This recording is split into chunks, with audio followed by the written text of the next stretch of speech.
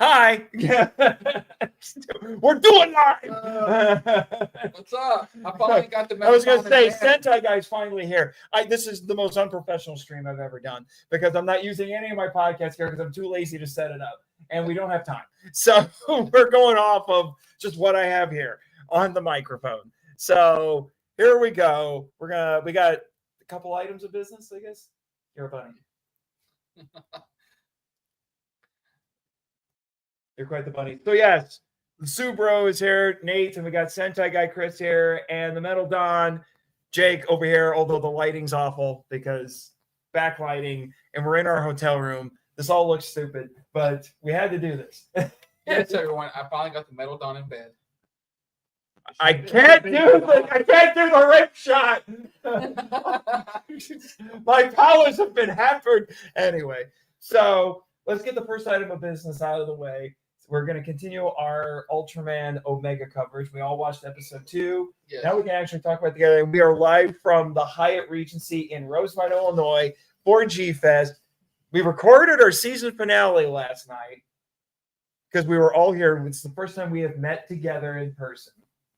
All three of us. I met Jake last year at G-Fest. So this has been fun. Shenanigans. Balloon swords. Anyway, let's get on with it. Let's get on with it. Yeah, we do. I cannot control the language that comes through here, people. I'm sorry, but anyway. So yes, Ultraman Omega episode 2. Jake and I watched it last night here in the hotel room. We figured out how to link my phone to the big TV. We watched it that way. And wished that we had used Jake's account because he has premium. So that way the only ads we would have had to watch were the built-in ones. Because I like the built-in Japanese toy commercials. Of course you do. Yeah, they're fun. Very nostalgic. Very nostalgic because it's like how toy commercials used to be back in the day.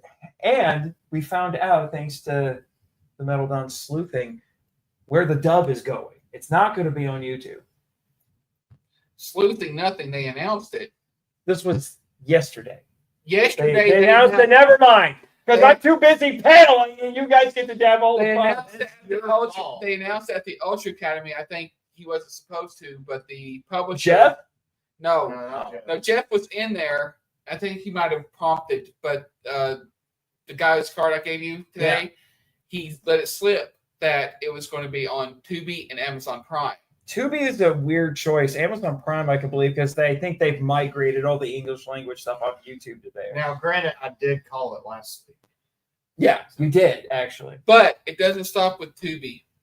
Wait, what? It's going to be on Tubi, Roku, Amazon Prime, Awesome, Plex TV. Kitty, something. Happy Kitty. Happy Kid. Happy Kids, not Happy Kitty. That got weird fast. Much. That got weird really fast. Rubbed off on me. It's you know what happens at G-Fest stays at G-Fest. I'm just we're saying. live to the world. And this will get tagged and they'll go for that Matt Walsh. We are going to get canceled. We are going to get letters. We have 2 viewers. You have been warned. People are watching this. We are uncensored, and one or more of us may be drunk. Henshin Power V3 after dark. Anyway, so yes, we know the dub is coming, but it's going to not be on YouTube. So it's kind of like how they used to do things where the dub would come later, but you would have to watch it with subtitled Japanese immediately. So the way those will be ready first. That's the after show, okay? Oh my! No, but the way they're going to do it in September. No, Whitney Evans, your wife.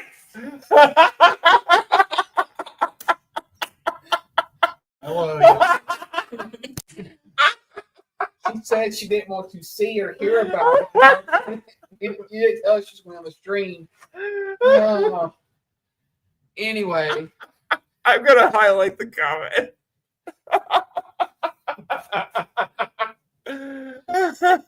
So the way it's going to work is they're going to drop 12 episodes in November of English dub Ultraman Omega, then the last 13 in February.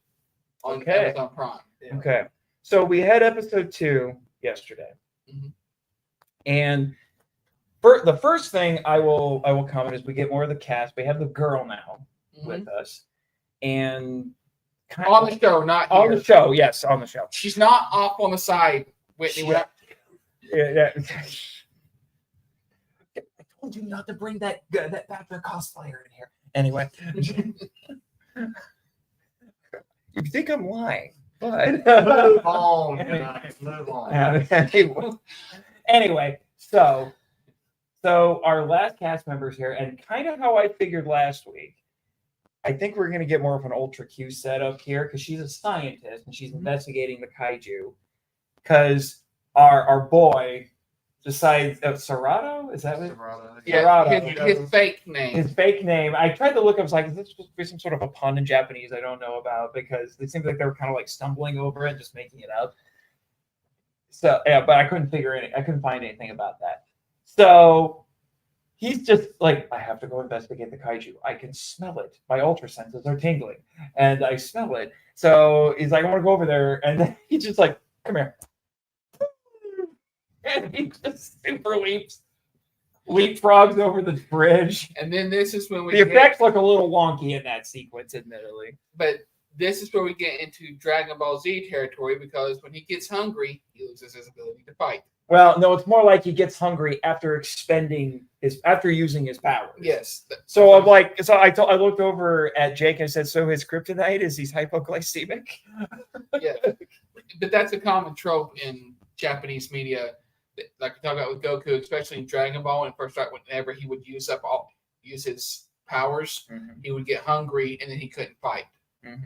Yeah, because he's burning a bunch of calories and he's got to replenish it. That's actually pretty true to life, actually. Yeah.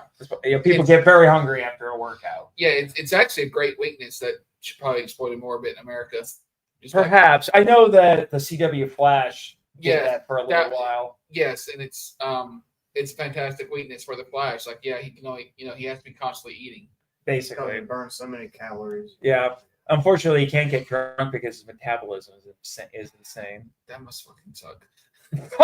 After dark. Anyway. So we have all that. We're introduced to our new character, and she gets along with the two boys. And our other guy, our everyman, is constantly trying to tell us, like, no, you got to keep a secret identity and stop being weird and, all that. Because the guy who plays Serato continues. I love this guy's performance. He is wonderfully strange. He plays this very alien, which I think is a really good way to do this. Not alien in the sort of way where he's not so strange that he's the other. It's more like he's just weird and nobody gets him. And I like that. And for all you dark fantasy girlies out there, this is how Ultraman Omega analyzes his opponents. It looks like he wants to strangle somebody. Yes. So for all you with that particular kink, there you go. Well, the thing is, we actually got to see, I can't remember.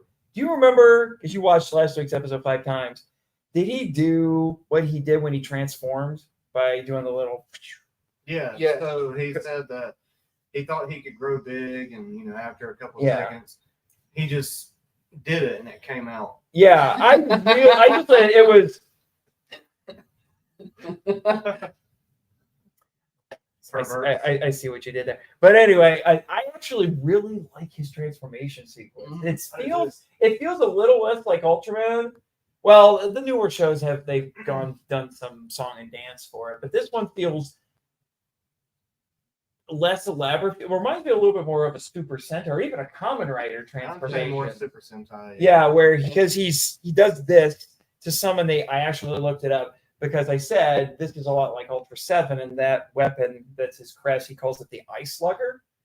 And this one is actually called the Omega Slugger. So it's the same thing. So he goes like this, summons it, and it becomes his transformation device. Speaking of which, Jeff Gomez at the panel at the Ultraman seminar today, he said he mentioned like he was named it. He said the Slugger. He's like, I love the Slugger because I'm a Ultra 7 mark. So Yeah. he brought that up. So Yeah, I said last week there's a lot of Ultra 7 energy to Omega, and I really like it. And if you've never watched Ultraman, this is the perfect series to start with because it's not connected to any other Ultraman. None of the other ones have either. But no, what I'm saying though is it's in its own universe. They've never seen the Kaiju. They've never seen an Ultra. All of the series have been in their own universe. They just cross over. They use the multiverse for crossover. Dumb it down for them. There's no continuity. Kaiju. Yeah, it's all brand new. Yeah. There's no So pre-existing perfect Kaiju. place to Yeah, start. that's what it is. Yeah. Well, no, because in Blazar they had seen the original Ultraman. Well, they saw an Ultraman. They didn't say which one it was. They just But they know they've been- about Ultraman. They said The Ultraman- implication is that it's still Blazar. Yeah, but they said Ultraman has returned, so they had seen in Ultraman before. Yeah. I see what you mean there. But I do think this is very newcomer friendly. I do agree with you there. So, what do you guys think of our monster of the week for this one? I don't like it as much as last week. It was a funny monster, but I had a hard time taking it seriously. Well, I like the fact that they try to make it look amphibian, and it felt like a throwback. And they talked about this today. A.G. Subraya said, always try to be different. And while it was very different than the one last week, and instead of looking like they were trying to go forward and be new and other stuff, it was very much a callback to early Ultra Kaiju. Because it looks like it fit in with 66. It looked like a whale tadpole Kaiju. I was going to say, it looked like a whale had a baby with a frog. Sperm whale. Yeah, for sure. You can... Oh, wait, we have another comment? Oh, we have a comment from Gamera said, a.k.a. Jonathan Corright. I think he means just saw the new episode earlier and it was cool and the new monster was a bit odd. I think it was supposed to be odd. I think intention because when we were looking, I was like, he's got stinky little arms. He can't do anything. It's like, what's he gonna do? And he would just kind of like run over and go with his big head, and just go into it. It's not like in other series, so sometimes he's like, oh, they were running out of budget or whatever. I think they did it kind of like a callback to those bad suits. And there are amphibians tend to be ugly anyway. So. Well, yeah, it was an amusing little monster. And then what? I don't think it was very violent. I think the reason why he was so bad is because he wanted to drink all the water. Yeah, he needed and water. Eventually, if he kept drinking, they'd run out of water. Yeah, they were trying to see if they could avoid killing him for a little while there, but then they're like, "We're gonna have to do it anyway." He just won't stop. He's a poison spewing monster too. Yeah, which is a little. I guess I would expect something like that with a creature like this. It's in a way, it's kind of like with when boars come in or deer come into a territory, they will try, if there's too many of them, it will actually start to harm the ecosystem. And they were trying to replace, but they realized that the reason why he came out was because he got so big he couldn't hide the river anymore, so he's trying to go to the lake, and they realized it's possible to keep escalating. And just like with boars will tear up land, they'll do all kinds of bad things, and about the only way to get rid of them is try to replace them or hunt them out of hunt them until they're manageable. Right. Well, and then they did up the ante a little bit here, but with the set piece with the dam, which I thought was interesting. They didn't go to the trouble of destroying that set, which is interesting because that was a very nice looking set that they had there. Yeah. I was very impressed with that. So we didn't have an urban fight in this one like last week with all the miniatures. We just had one miniature with the dam. And I'm okay with that just for a little bit of variety. And like I said, it elevates the stakes a little because we have a bunch of civilians and our characters on the dam. And he's trying to transform, and the other guy's like, "No, not here. You have to wait till people are gone. Secret identity, man." I think. And the funny is, he goes like, "You can't transform now. I can't make rice and curry anymore after this." Trying to incentivize rice and curry if you really feel your identity. Yeah. Going back to the dam. Go ahead. Sorry. He was like, that's so mean. And going back to the dam being, one set piece. It's fine because they'll save the budget for later episodes. Yeah. And that is another advantage of them having shorter, 25 episode seasons. Yeah, which has been the standard since the New Generation era, because before that they were going 40 or 50 episodes if they could. You can have a concise story. You don't have to worry about filler as much, and you can take that budget you had for the 40 or 50. Yeah. And then that you can have these nice set pieces, these suits and stuff, and you don't. Yeah, that's what separates Superaya from Toei when they're tokusatsu. Because Toei still makes 50-episode seasons with Sentai and I almost said Power Rangers, with Sentai and Kamen Rider. But what Superaya does is more expensive. Yes, Toei is throwing in a bunch of CGI things, but they have to build all of these miniature sets. Yeah. And use them. And they're and unlike with Toei, I know we've talked about this. Toei's miniatures aren't as good as Superaya's, but they're not as important to Superaya. Oh, they're more important to Superaya than they are to Toei. Yeah. Now I will say this. While I do have some issues with I think they're going too goofy, especially for like an epic anniversary season in the current one. They have done some I have to give it to Toei. They've done some fantastic practicals, especially like they made the black and gold Megazord. That is now canon, and it's a beautiful suit. They've done all kinds of stuff, and it looks fantastic. I will say their miniature work on this one is head and shoulders, but I don't think I've seen much CGI in it at all. Right. Yeah, they're going a little more old school with that. But going back to Omega, it's actually interesting to see something about an anniversary season, considering that I was saying that I think this might be an homage to Ultra Q, because we still don't have a science patrol. Yeah. It's just this scientist girl and these two guys. And that's basically the Ultra Q setup, except the girl was a reporter and she had one of the guys was a scientist, and they would tag along. It was him and a pilot would tag along with her and go investigate strange phenomena. And I think that's what we're going to get here. They're going to be friends with this girl, so they know where there are monsters that need to be dealt with. And I got to say, this girl, I feel like in a lot of ways she stole the show, because she come in, she's really well written. First, like, you're not supposed to be here. Then he has he starts telling these facts about kaiju, and she starts checking against her data. He's like, okay, this is checking out. This is suspicious. But instead of being like getting in their way, she's like, okay, there's an emergency coming. I'll deal with this weirdness later. Let's go. Yeah. And I'm like, that is so refreshing in any media whatsoever, because usually they're trying to butt heads. So it's like, okay, no, you've got information I need. We'll deal with this other stuff later. Yeah. I really like the dynamic that we have with these three characters, because when I saw the trailers, I realized this show's going to hinge on the dynamics between these three characters. And so far, with just this one episode, I think they've got it. And if they can keep that going for another 23 episodes, I think we have a lot to look forward to. Absolutely. But it's really going to hinge on them doing this. Yeah. And I do think what I think there is going to be the slow reveal about Omega, because if he's going to be an amnesiac, they're going to slowly give us more information. Mm-hmm. Because even with that big crazy intro we had in last week's episode, we saw Omega in action, but we still don't know a whole lot about him. Yeah. We just know what he's capable of. Yeah.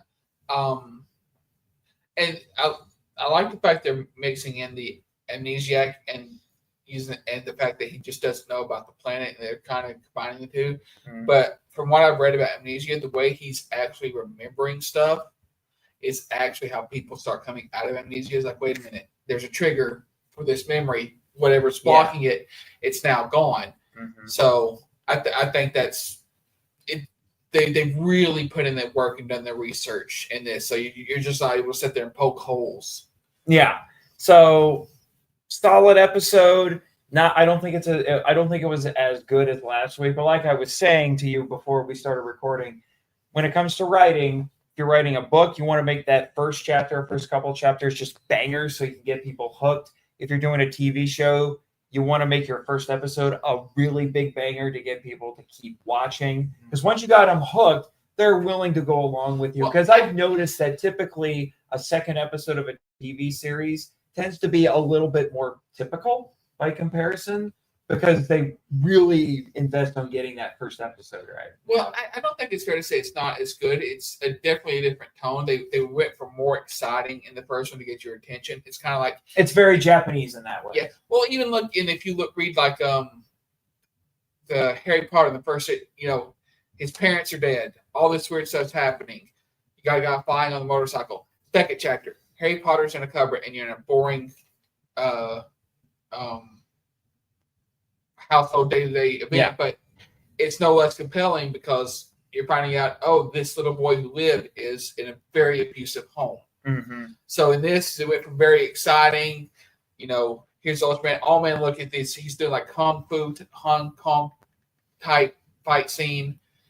And now we're going to this where it's like, oh, now we're seeing how this dynamic between them going to work. And you're going to the family setting. Yeah. But like I said, that's what the show's gonna hinge on. Yeah. And I hope they can maintain that because I love this setup. And it was you and I were talking. It was just like we're realizing, even if you keep the core of who Ultraman is, there are ways to shake up this formula and still maintain the core elements. Like you and I were talking about other ways that they could do something kind of like this, but without having a science patrol. Mm-hmm. And it's like there's ways to do this. Yeah. And I'm excited by what we're getting. We said this last week, Jake. It's like it just seems like the last couple of years with their shows, it seems like Super is kind of picking one thing that is the traditional Ultraman formula and trying to put a weird spin on it or take it out and do something different. Blazar, the Ultra Host, is the team leader. Mm-hmm. They'd never done that before. Yeah. That was one little change, and it made a completely different dynamic for that show. And it was great. And then Arc was this weird combination of traditional and weird. Mm-hmm. Yeah, we got to see the Arc movie today, and it. How was that? Fantastic. Okay. And it takes place between episodes 21. So it's and a midquel. It's not yeah, a sequel. And it explains why. Because I remember you guys saying something about it. It explains why all of a sudden, episode 22, he has a bandage on his shoe. Huh? Shoe has a bandage on him. Yeah. No, he's got a bandage on shoe. Yeah, or shoe's got a bandage on him. Sorry. Yeah. You get it right. I was gonna say what? Anyway, that's good to hear. And unless you guys have more to say about episode 2, I do. I think I was gonna say that would have been a good transition. So it would have been sorry. I really hope that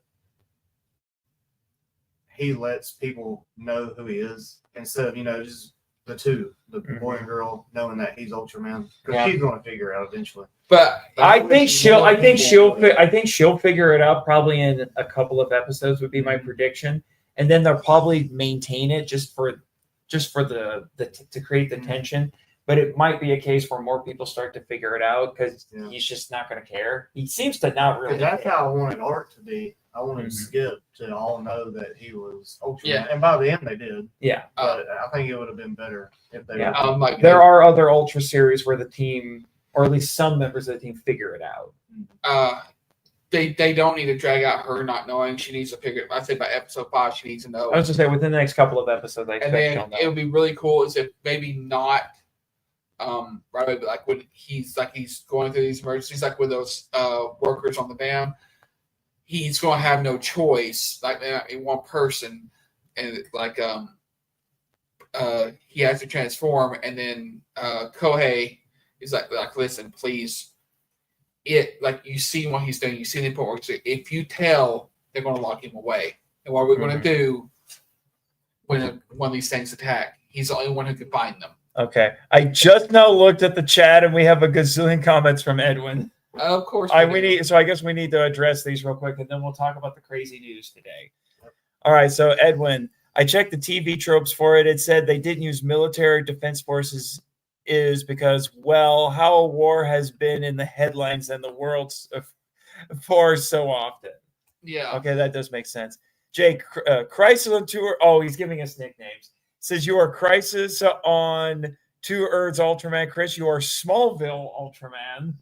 And I'm 2025 Ultraman, so I'm guessing I'm the new movie Ultraman. Edwin, I'm fine with that because Earth 2 Ultraman is stronger than Superman. Oh boy. And then this is from current events. The lack of a traditional defense team for the first time in a few years is due to the influx of war in the news. Yeah. We talked about that last week because I know it's happened I think it's only happened one other time, and I think it's Ginga. Pretty sure it's Ginga because it in the because I remember being in the first season he has no team, but then in the second season he gets a team. So I'm thinking it's Ginga because they did 2 short seasons, really short seasons for Ginga, which I'm actually grateful for because I'm with Tolkien and I don't understand what the problem is with an escape. Yeah. Did you avoid the post office, Jaeger, or the Radiance? He's making references to the comics that he reads. Oh, yeah, and then we have more from Jonathan. I'm just loving the design of Omega. It looks like the Band-Aid. He said Band-Aid. He means Band-Aid, but it says Band-Aid. The Band-Aid mandates are a minimum lifeless. The Band-Aid man. Well, I did find out through like some of their teasers and stuff that he is going to be getting. He's going to get power-ups. However, the cool thing, because this is the 60th anniversary of Ultra Q, his power-ups are going to be based off legendary Ultra Kaiju like Red King, and they listed a few others. And he's going to have 2 Kaiju that are like assistants that also transform, and it's. They're doing some interesting new stuff with him. With this Ultra, that I'm really liking. And it'll be good for the toys too. I mean, it's an interesting idea, and it'll be good for toys. And that's the big thing. If you can make cool ideas that are just cool by themselves, and then use the cool ideas to make cool toys. That's the thing. That's the thing. I want an Earth Garon figure, not because the show is a thinly veiled commercial for toys. I like Earth Garon, and I just want a toy. Earth Garon is probably my favorite mecha since the Q-Rex was introduced. No one sees Ultraman's face and lives to tell about it. She's too smart. It will be by episode 3. That's what Jonathan says. That would be nice, to be quite honest. Yeah. For the reference, Smallville quote about Ultraman clarity. Okay. And then Kazuna Red from the Sentai inspired Isekai. The Red Ranger becomes the adventures in another world. The Band-Aid themed one. Okay. Who's coming in here? Ladies and gentlemen, We'll do it on. Oh, it's Matt Walsh. And not the other Matt Walsh, that Matt Walsh. Hello, Mr. Martian. It's me, Matt Walsh. I'm a ghost. Boo. Okay. So we've taken some comments from the peanut gallery, both of them. But they flipped me off. So we do want to talk about they dropped some crazy news today. I have been too busy paneling and writers workshopping, which by the way, we had some really great times. Speaking of news, I got something we got to talk about, but we can't talk about it here. This one's secrecy. Got it. But can we talk about the Mill Creek news? Yes, that was. We need that. That's the thing I do definitely want to talk about. We have other Toku news that we might do a live stream for at the end of the month. Yeah. Just so we don't keep doing that when we record proper episodes. Yeah. Just to save some time. This is a G-Fest special. This is definitely a G-Fest special. I was expecting there to be a Mill Creek announcement. I was not expecting this many or what we got. Yeah. This blew my mind because I really thought we were done. And after, ironically, you got this for your birthday, your belated birthday from the Metal Dawn, which I think is funny. After the massive misstep that they had with Adventure Begins, it seemed the rumors were that Mill Creek may not continue releasing anything. They might be done. And then they told us all today that they're not done, and it's absolutely insane. So you guys were at the panel where this happened. I was busy with the writers' workshop. So we're the obvious one. This is the one I called. I expected this because they showed the Arc movie today. You guys got to see it. They announced Mill Creek's releasing Arc and the movie. I expected that. And so we're going to get that. I've got these are all written here. So early October, you get Arc and the Arc movie. Did they say October? That's what Elijah Thomas is saying. Didn't he say September? Well, Late September, early October. Decker's going to be coming out first. Oh, coming out. This doesn't mention Decker. That's good to know. So Decker's but Decker's already been announced. Decker's already been announced. It's getting released in September. Ultraman Arc is, I think they said late September, early October. Early October. That's what I have. But then we have a few here that I'm still trying to figure out what these are. But you guys were there, so maybe you can help me. Ultraman 4D Discovery. Oh, Ultraman 4D Discovery. They're from what I 4K Discovery, excuse me. 4K Discovery. What they're doing is they're taking iconic fight scenes and they're mixing it in with the philosophy behind Ultraman, and they're having this. It's like a director, and he's talking about. I forgot it's somebody big involved with the creation of Ultraman. He's talking with somebody like they're sitting in a theater and they're watching these scenes, and he's talking about the philosophy and what went into making it and stuff. And they're doing it in sub and dub. What? Yeah, it's basically kind of like a unique documentary. Okay, so this is going to be like They're calling it Ultraman Discovery. Yeah, Ultraman 4K Discovery. Yeah, it's going to be a 4K, and they're showing like footage, like iconic scenes from Ultraman and so like that. it's not a series; it's more like a movie. From what I understand, yeah, I think it's coming to Amazon Prime. Thanks. Well, it's going to be released by Mill Creek here too. They're Yeah. putting it out on Blu-ray. Yeah, but everything's going to. I mean, pretty much. Well, okay, it doesn't wait.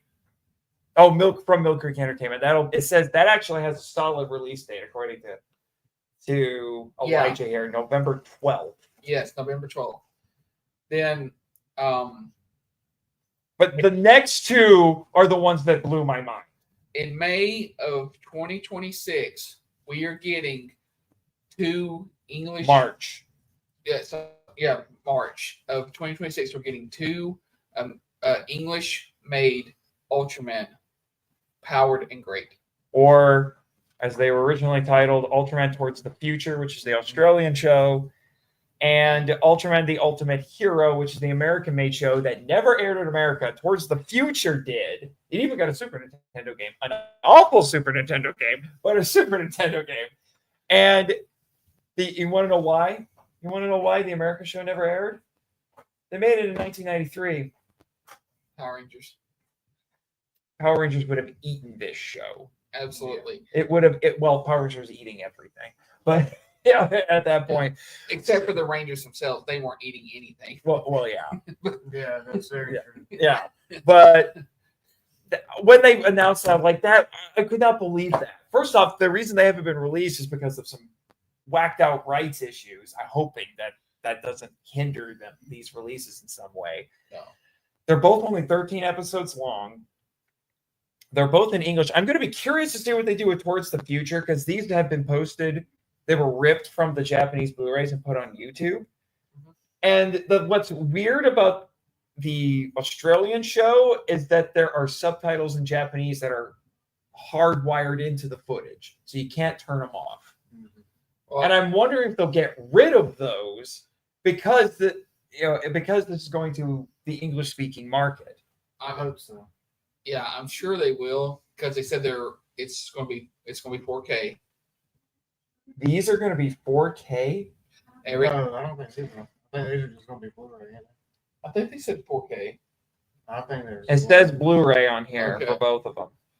The other stuff, the 4K stuff you're thinking of is later. Well, they did a lot of 4K announcements because Yeah, but we'll get to those. But let's talk about these. Well, no, the Discovery is going to be 4K. Well, yeah, because it's in the title. But I can't believe these are getting released. So like I said, I've watched them, and I've met Dore Kraus, the star of Towards the Future. He was the Ultra host. He's a cool dude. I want to interview him at some point. He said he would be more than happy to be interviewed. I just need to actually get a hold of him. But I'm just surprised that these are coming out. I have a massive soft spot for the Ultimate Hero. It has another actor in it who has kind of done the Tokusatsu trifecta, but a different one. Because the guy who's in, I can't remember his name, unfortunately. He actually is Japanese American, so he's bilingual. There's English and Japanese, so he's been in both American and Japanese productions. If you've seen Final Wars, he's Kazama in Final Wars, the really belligerent mutant who beats up on our protagonist and does the kamikaze run against the aliens halfway through. Gotcha. The same guy is the Ultra host in Towards the Future. Oh, It's not Towards the Future, Ultimate Hero. That's the American show. The American show is basically a remake of the 66 show, but with newer special effects. And some of the effects were done by Shinji Iguchi, and some of the character designs were by Keita Memiya. So it's a really interesting thing. But the show has a bad reputation because the fight scenes aren't great. Because the suits they look amazing, but apparently they were either too fragile or difficult to move in to really do a whole lot with. So there's a lot of early on, there's just a lot of shoving and a lot of shoulder bumps. And then later on, they just started having Ultraman just do a lot of energy attacks to make it look a little more exciting. But I have a weird soft spot for it because I love how the effects look, the suits look, and it was an American-made show. And I love the music in it. The soundtrack's really good. Can't So wait to watch it. I'm excited for that one. I'm going to be honest with you. Once I saw that, it's like, well, I think I know what I'm doing for season 3. Might be these 2 shows. I call dibs. Oh, you want to call dibs on these? Yes. I'm gonna have to pick both of them because they're both only 13 episodes. So I'm gonna have to pick both of them to get at least 4. Well, season 3 may end up being very Ultraman heavy because we got another. Yeah, so those are the 2 crazy ones for me personally, because I didn't think those would come out. I thought there's no way. Plus, the other reason why I'm excited is because I have been putting thought into buying the Japanese Blu-rays, and that would have set me back like almost $250 to get these Japanese Blu-rays because Japanese Blu-rays are stupid expensive. And I was going to resort to getting much cheaper bootlegs, but they're like, no, now I can get legitimate releases. I never thought this would happen. So, Supro, you have to get a lot of money from. You're going to get I will single-handedly fund this operation, but the next after that, yeah, the next 2.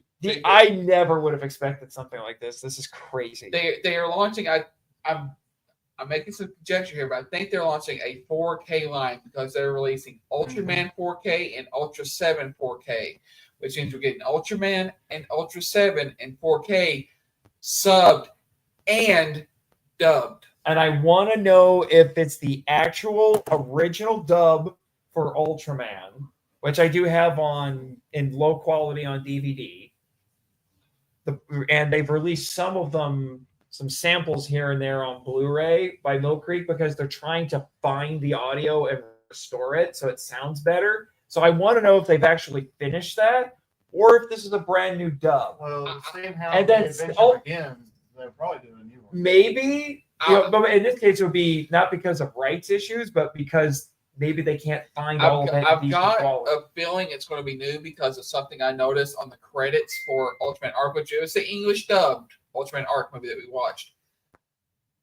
The director for the voice production for Arc is Christopher Sabat from Funimation. So I'm thinking Funimation and Christopher Sabat are going to be involved more than likely. Wait, so he's involved with Okatron 5000 because that's who dubs all this Ultraman stuff anymore. Well, he's the director there. Okay. He's the director. So the Prince of All Saiyans. Yeah, I know. We've got. Did you tell Saiyan Girl that? Yeah, I did. And we but so I'm thinking that with him being, I've got a feeling that they are just redoing the dubs instead of trying to restore. They're probably just going over using the original Japanese footage, making it 4K, and then doing. It would probably be a lot easier just to get a new voice cast because what they're doing, even with the missteps, it's incredibly high quality. So I don't see them just using trying to clean up substandard audio dubs from previous when they got these fantastic voice actors that they've been using for the last few seasons. Yeah. Well, and I'm really curious. There's 2 things I'm really curious about with 7, with Ultra 7, with this 4K release and it being dubbed. 7 has been dubbed, but it was in the 90s by Cinar because the show aired on TNT 30 years later, which is just weird. But the reason I'm wondering about that is that dub had the banned episode. I don't know how they got the banned episode in the 90s, but they got the banned episode. I talked about it today in one of my panels. So I'm wondering if this set will include the banned episode. Like, are they finally gotten over this? And they're going to let it out? Because even the people who objected to the episode back in 1970, they've since watched the episode and they've retracted their objections. They're like, yeah, there's no problem here. Yeah. So I'm wondering if now Supro has decided to, well, maybe they've relaxed their policies and now they're like, here's episode. Do you realize how much this 4K would sell if they said the banned episode is here? Yeah. That would be absolutely insane. I doubt it will happen. That's like a 10% chance. And I know it's popular for Twitch streamers to say, like, I will give this many gift subs if if this happens, because I don't think it will. But I don't know what the equivalent would be for something like this. Like, well, maybe we should join Twitch so that we can I don't know, but like, what would we do? Like, do you just? I would lose my ever-loving mind if they. I've seen the banned episode, but I've only seen the really poorly preserved dubbed version. Here's of it. Here's what we'll do. If they put in the banned episode on the stream following, when we find out, Metal Dom will stream shirtless. And then hug Chris. Yes. I will get my naked hug. Hey, that episode hasn't been released yet, okay? Yeah, that joke will make sense a little later. That's on the HPV3 OnlyFans. Yeah, yes, the OnlyFans. Along with pictures of Chris's feet. But Jake's feet. He was the one who was going around barefoot when we were recording, okay? Can't help it. But yeah, this is so crazy. I still can't get over it. I still can't get over it. The two foreign shows is what surprises me the most. Well, and I didn't. Well, that's because I didn't think that would happen. The 4K stuff, I never would have even thought that would be an option. Yeah. So, and if you're an Ultra fan, I'm telling you, even like I'm not big into Godzilla, or I don't know about Chief S. Next year, you need to be here because they were doing all this on the 60th anniversary of Ultra Q. And while we all love Godzilla and we want this to stay a Godzilla convention, there's not a lot of Godzilla stuff coming out right now. Next year's the 60th anniversary of Ultraman. Yeah, because you want to know why they're doing this now? Because the Japanese actually celebrate anniversaries, at least like this, like media franchise anniversaries, celebrate them differently. In Western countries, we make a big deal about the day itself, or maybe the year itself, and the kind of the build up to it. In Japan, they start the party a year ahead of time. Yeah, and it's just all like, we're going to party throughout the entire year. The actual day is actually the least important part. Yeah. I'm like, can we do that from now on? Can we just like party all the way up to it? You know? So, but yeah, they kicked it off next year, and I'm really looking forward to see what they have next year. Because we're gonna have to submit some Ultraman panels again next year. Okay, Sure. You're limited, sir. You need to cut back a little bit. Because we didn't see this jackass all day, except one time I saw him running across the hotel with his hat and scrawny butt.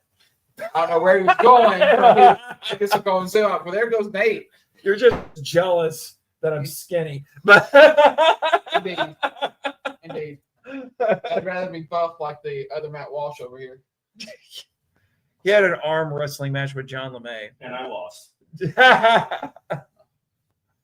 It's hard to out arm wrestle John LeMay. Man's built like a brick shit house.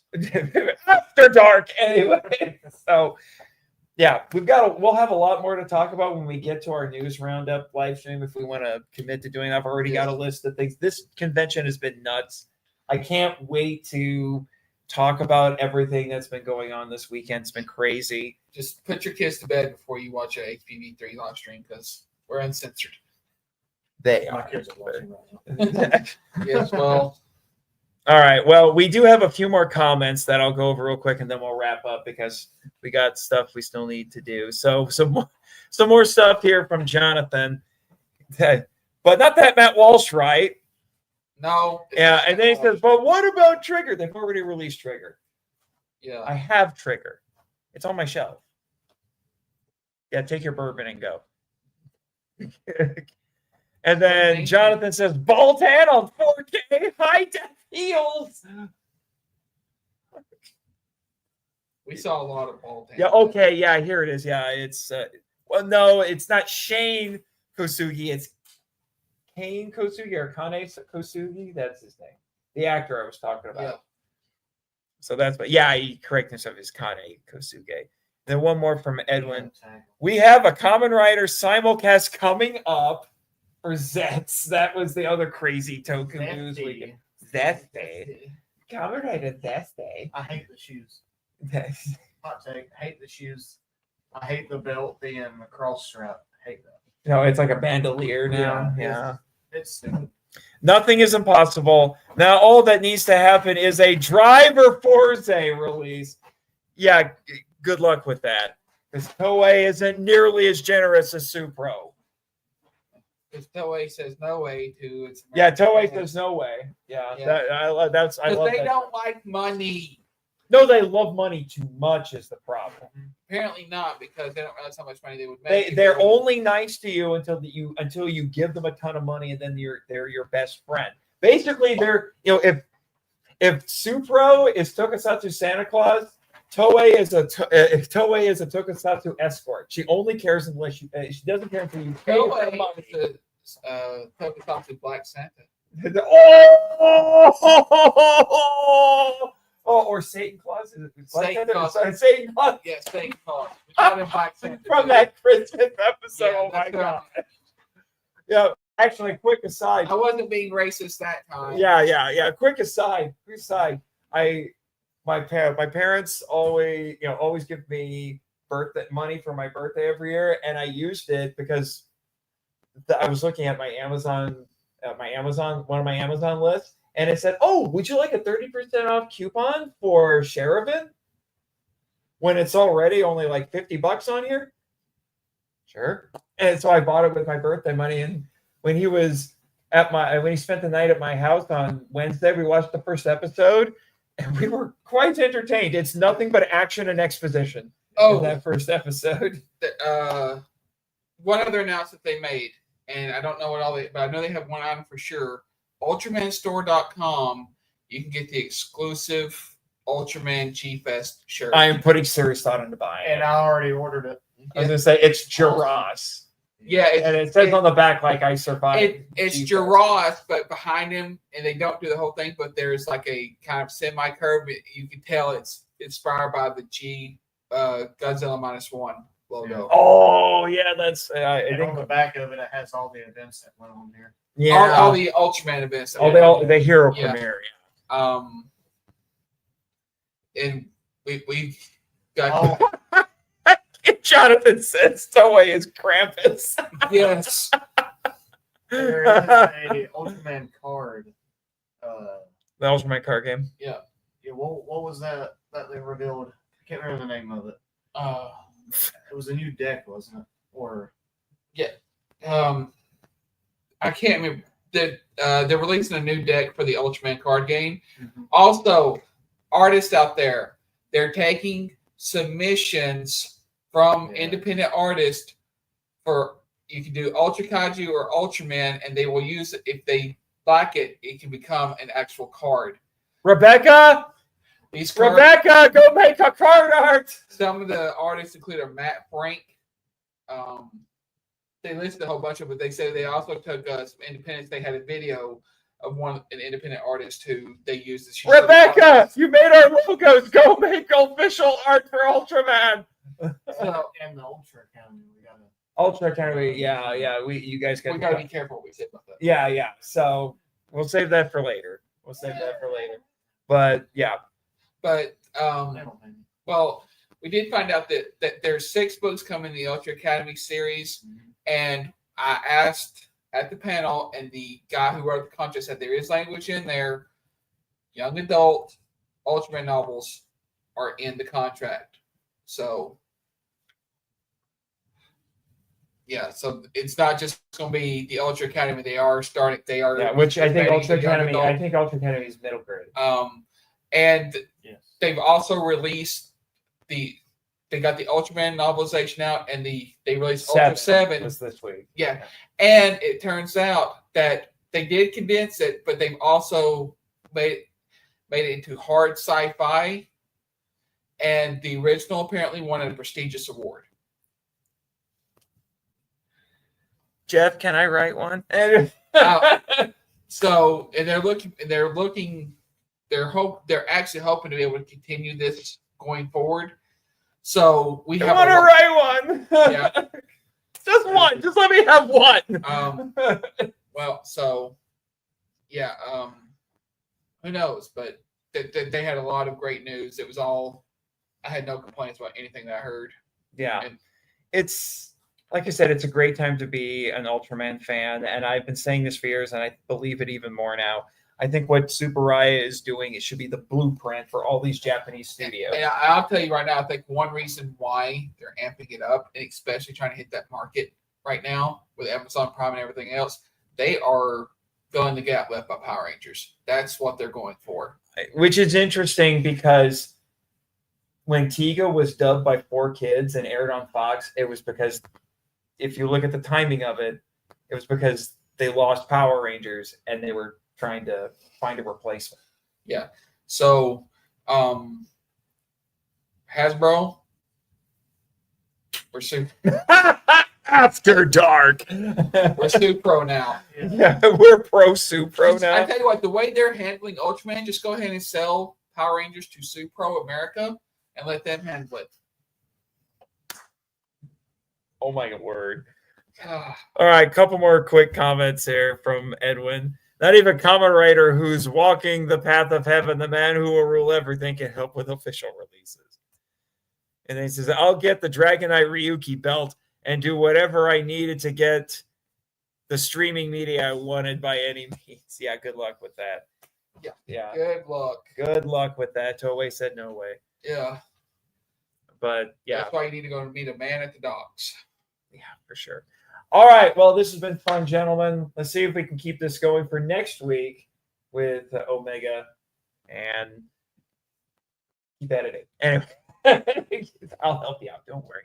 All right. Thanks for joining us, people. See you next time. Bye. And what have we learned this time? Stay off of OnlyFans. Thank you for listening to Henshin Power V3, a podcast produced and hosted by Nathan Marchand, Christopher Reiner, and Jake Amber. If you'd like to send us feedback, we'd love to hear from you. So email us at henshin.power.v3@gmail.com. Follow us on X, the artist formerly known as Twitter. Thank you, Danny DeManna, where our handle is @HenshinPowerV3, and join our official Facebook groups, Power Rangers Legacy and the Marco Out Lounge. We also have a Discord server called the Marco Out Lounge. Check the show notes for links to all of them. Subscribe to us on Apple Podcasts, Spotify, YouTube, and other great podcatchers. The podcast logo was designed by Rebecca Hudgens. Follow her on Instagram at super_r_illustrations. Our theme song is a Joe the Hero remix by GVG Kid, which is based on a track from the video game Beautiful Joe. All film and audio clips belong to their respective copyright holders, and no infringement is intended or implied. Please rate and review us on Apple Podcasts, Spotify, and Podchaser to spread the word about the show. And until next time, Watch!